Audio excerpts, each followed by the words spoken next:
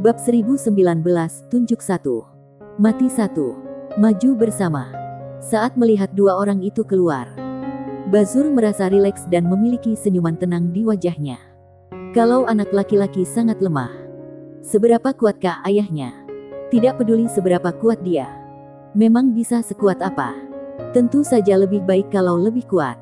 Tidak ada gunanya membunuh yang lemah. Ketika Dewa Hukum Roh Jahat di samping melihat laki-laki berkemeja putih dan wanita bergaun polos, ekspresinya tiba-tiba berubah. Pada saat yang sama, sebuah suara terdengar di kepalanya. Pergi, pergi. Dewa Hukum Roh Jahat tercengang. Karena itu adalah suara penguasa aula. Dewa Hukum Roh Jahat melihat sekeliling dan tidak merasakan apa-apa. Dia mengerutkan kening dalam-dalam dan bingung. Tapi tanpa ragu-ragu, dia berbalik dan pergi. Pada saat ini, pria berkemeja putih tidak jauh dari situ tiba-tiba tertawa dan berkata, "Kusuruh pergi." Dewa Hukum Roh Jahat berhenti. Dia menoleh ke arah pria berkemeja putih dan mengangkat alisnya. Oh, tidak bisa pergi. Biarpun dia sedikit waspada terhadap dua orang di depannya, dia tidak takut. Mungkin dia tidak bisa mengalahkannya. Tapi kalau dia ingin melarikan Din, siapa yang bisa menghentikannya? Mendengar perkataan Dewa Hukum Roh Jahat, wanita bergaun polos yang berada di sebelah laki-laki berkemeja putih itu sedikit mengernyit. Dia mengulurkan tangan kanannya dan menekannya dengan lembut. Celepuk. Sebelum Dewa Hukum Roh Jahat sempat bereaksi, kakinya melunak dan dia berlutut. Dewa Hukum Roh Jahat bingung. Bazur dan ketiga Raja Suci pun membatu di tempatnya. Wulia di sisi lain juga terdiam, memandangi wanita dengan rok polos tak jauh dari situ dengan rasa tidak percaya di wajahnya. Wanita bergaun polos memandang Dewa Hukum Roh Jahat yang sedang berlutut. "Coba ambil 2 langkah." Dewa Hukum Roh Jahat tiba-tiba meraung, dan alisnya tiba-tiba bersinar. Detik berikutnya, kekuatan jahat yang tak ada habisnya melonjak darinya. Tetapi dalam sekejap, kekuatan itu menghilang tanpa jejak. Dewa Hukum Roh Jahat benar-benar bingung. Dia memandang wanita bergaun polos di kejauhan dengan tidak percaya, dan berkata dengan suara gemetar, "Kamu." Wanita bergaun polos langsung mengabaikannya dan menoleh ke samping Sander Ye. Hanya dengan sekali pandang, garis keturunan iblis gila di tubuh Sander Ye tiba-tiba menjadi patuh. Sander Ye kembali normal.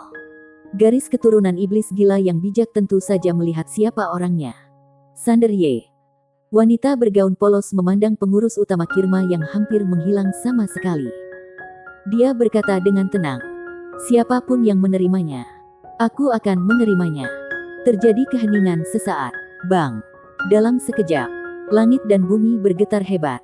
Dan kemudian, energi misterius tiba-tiba muncul di antara langit dan bumi. Di bawah tatapan mata orang-orang yang berkuasa, jiwa ilusi pengurus utama Kima mulai mengeras dengan cepat. Tidak hanya itu, tubuhnya yang semula rusak juga pulih dengan cepat saat ini. Apa-apaan? Semua orang bingung. Kirna juga membuka matanya lebar-lebar. Wajahnya penuh rasa tidak percaya.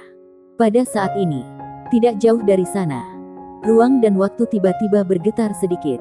Dan kemudian, terowongan ruang dan waktu yang misterius muncul langsung dalam ruang dan waktu.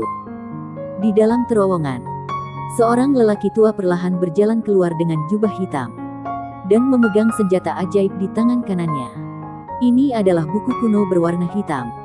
Memegang pena hitam di tangan kirinya. Saat dia keluar, semua orang kuat di lapangan menjadi bingung. Siapa ini?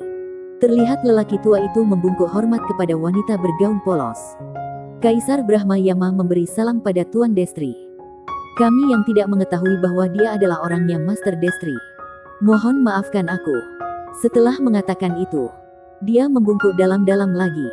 Suaranya bergetar, dan butiran keringat terus bermunculan di dahinya. Sander Ye berjalan menuju wanita bergaun polos.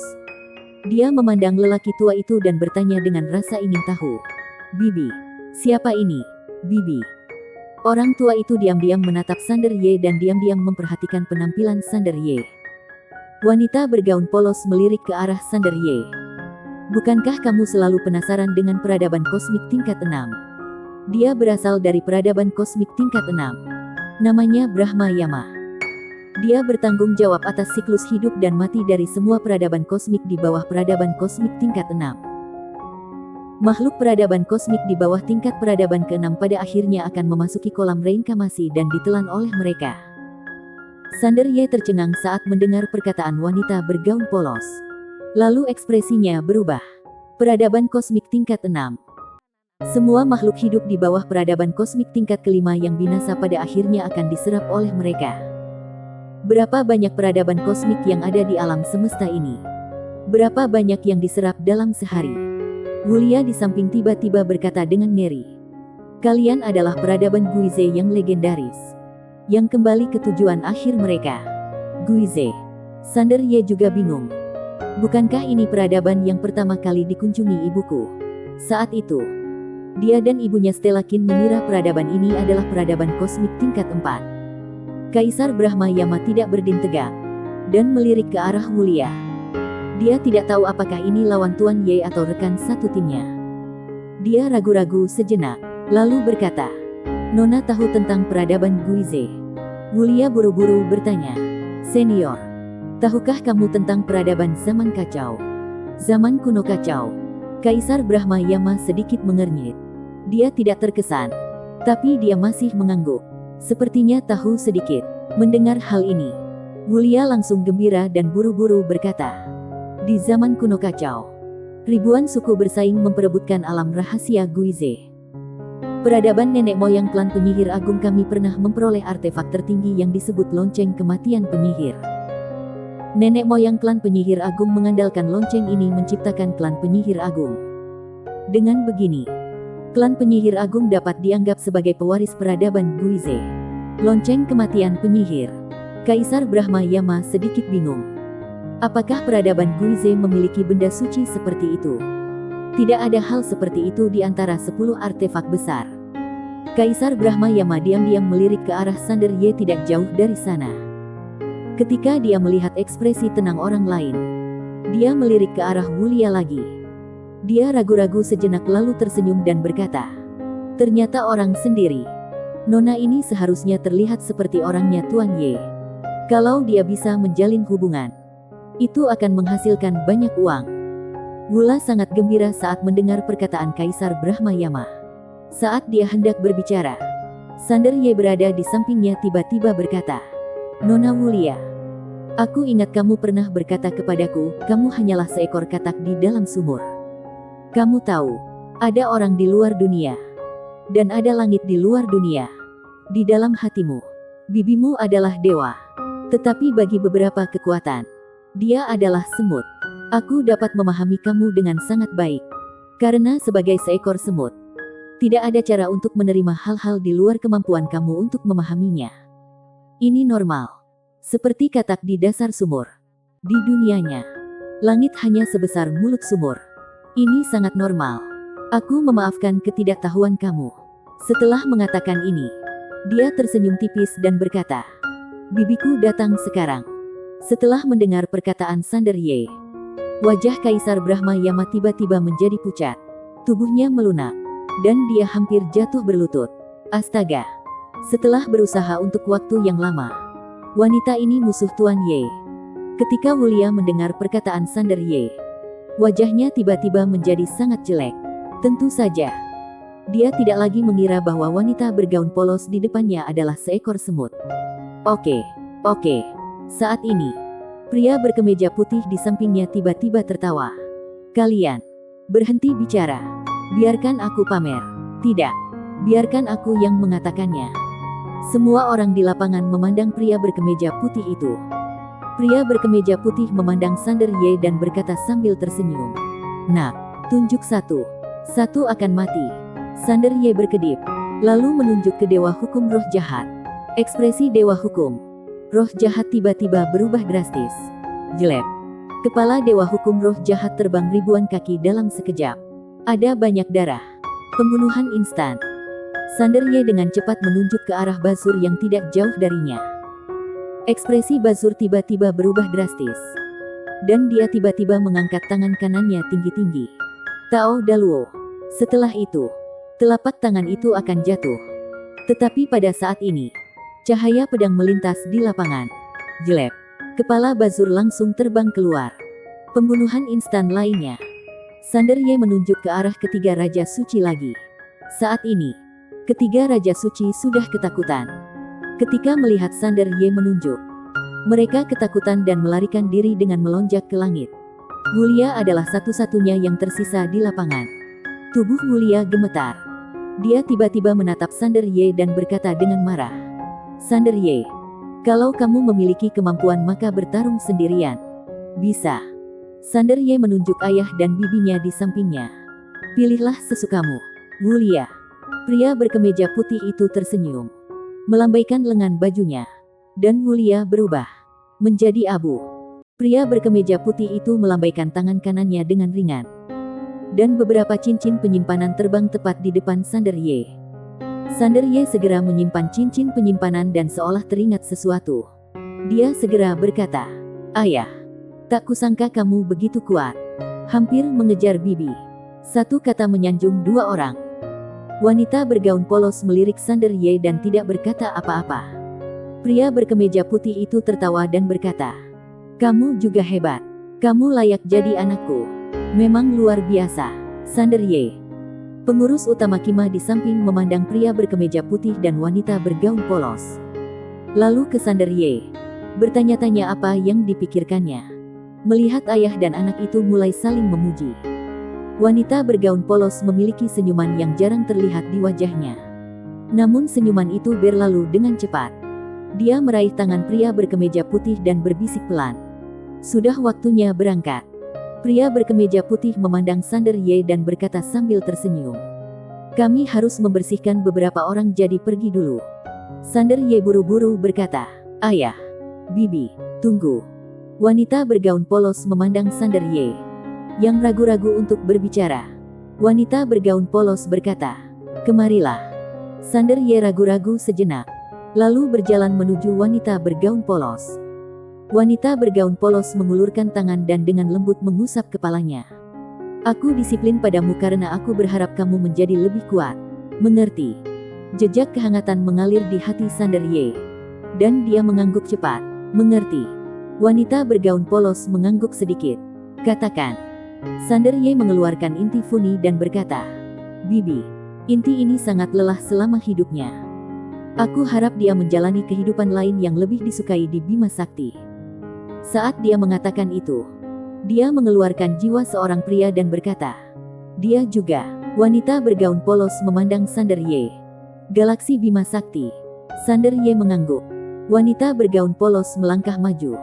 Dan dalam sekejap, inti dan jiwa pria itu menghilang. Sander Ye tercengang. Kaisar Brahmayarna di samping tidak tahu apa yang dia rasakan. Pupil matanya tiba-tiba menyusut, dan tubuhnya membungkuk lagi tanpa sadar.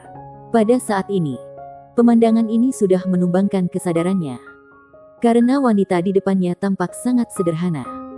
Operasi tersebut sebenarnya melanggar hukum alam semesta tertinggi. Ini tidak normal.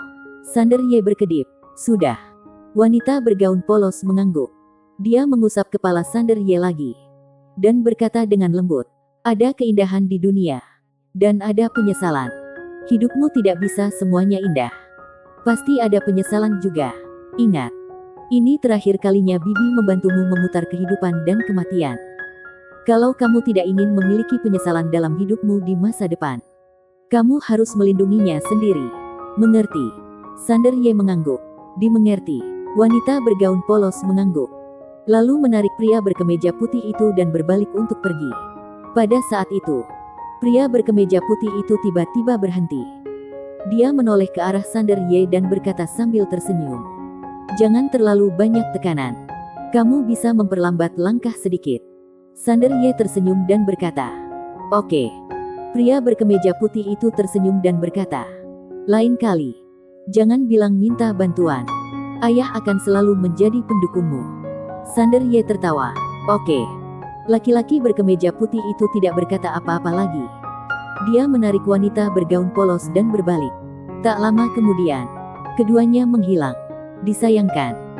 Sander Ye berdiri di sana dan tidak berkata apa-apa untuk waktu yang lama. Pada saat ini, Kaisar Yama tiba-tiba menghampiri Sander Ye, dan dia tersenyum tipis. "Tuan Muda Ye." Sander Ye menarik kembali pikirannya dan menoleh ke arah Kaisar Yama. Senior. Kaisar Yama tiba-tiba mengeluarkan cincin penyimpanan dan meletakkannya di tangan Sander Ye. Dan berkata sambil tersenyum, "Aku keluar terburu-buru. Jadi aku hanya membawa 100.000 kristal ciptaan. Tuan Muda Ye, mohon jangan membencinya." Kristal ciptaan. Sander Ye tiba-tiba penasaran. Dia melihat ke cincin penyimpanan. Ada 100.000 kristal yang ditempatkan di cincin penyimpanan. Kristal ini sebesar kepalan tangan dan semuanya berwarna ungu keemasan dan mengandung energi murni. Itu tidak tertandingi oleh kristal abadi. Sander Ye sangat terharu, namun tetap menolak. Tidak ingin menindas orang lain. "Senior, tidak perlu melakukan ini. Aku lemah. Aku tidak dapat membantu senior. Dan aku tidak dapat membalas budi kamu. Senior, bawa pergi."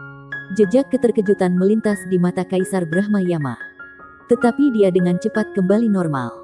Dia tersenyum dan berkata, Dimengerti, Tuan Muda Ye. Masih banyak hal yang harus aku lakukan. Sampai jumpa nanti." Sander Ye menyilangkannya dan berkata, "Sampai jumpa lagi." Kaisar Brahma Yama tersenyum, berbalik dan menghilang. Tetapi cincin penyimpanan emas tetap di tempatnya. Selain cincin penyimpanan, ada juga token hitam. Sander Ye tercengang. Pada saat ini, sebuah suara halus tiba-tiba datang dari ruang dan waktu sekitar. "Hah, barang-barangku terjatuh. Aku tidak menginginkannya lagi. Sander Ye, itu jatuh. Bukan untukmu." Sander Ye menghibur dan tersenyum. Dia menyimpan cincin penyimpanan dan tokennya. Lalu melihat ke arah pengurus utama Kirna. "Ayo pergi." Pengurus utama Kirna mengangguk. Dan keduanya berbalik dan berjalan menuju wilayah dinasti Zhou. Di sisi lain, terdapat langit berbintang. Si Zhou berjalan perlahan seperti zombie.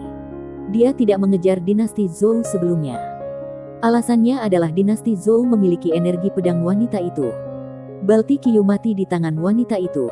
Selain itu, karena perkataan penguasa aula pertama sebelumnya, dia waspada dan tidak mengikuti. Dan ternyata dia melakukannya dengan benar. Semua mati. Semuanya tewas seketika. Sekarang dia tahu kenapa penguasa aula pertama meminta mereka untuk tidak bermusuhan dengan Sander Ye untuk saat ini. Sangat menakutkan. Sebenarnya dia juga mencoba membujuk Dewa Hukum Roh Jahat di awal. Tapi Dewa Hukum Roh Jahat tidak mendengarkan. Dia merasa Kirna dan Sander Ye sudah berada di akhir permainan mereka. Bukankah mereka hanya memberi manfaat pada klan penyihir agung dengan gratis? Dia tidak bisa membujuknya. Jadi, dia sudah pergi. Pada saat ini, ruang dan waktu di depan Shizo tiba-tiba mendidih. Segera, ruang dan waktu terbelah. Dan kemudian, seorang pria berjubah hitam perlahan keluar. Shizo mengenali pria ini. Darto Wu, pemimpin klan penyihir agung. Darto Wu menatap Shizo. Bazur dan ketiga Raja Suci semuanya mati. Shizo berkata dengan sungguh-sungguh. Dewa Hukum Roh Jahat juga sudah mati. Darto Wu mengerutkan kening. Orang di belakang Sander Ye. Shizo menggelengkan kepalanya. Orang-orang di belakang Sander Ye tidak sekuat 7 jiwa nenek moyang peradaban-peradaban Tianxing keluar dan mati bersama mereka. Kini Sander Ye tidak hanya memiliki semua dewa peradaban Tianxing, tetapi juga leluhur batu reinkarnasi dan pohon kehidupan Tianxing. Mati bersama. Bersambung.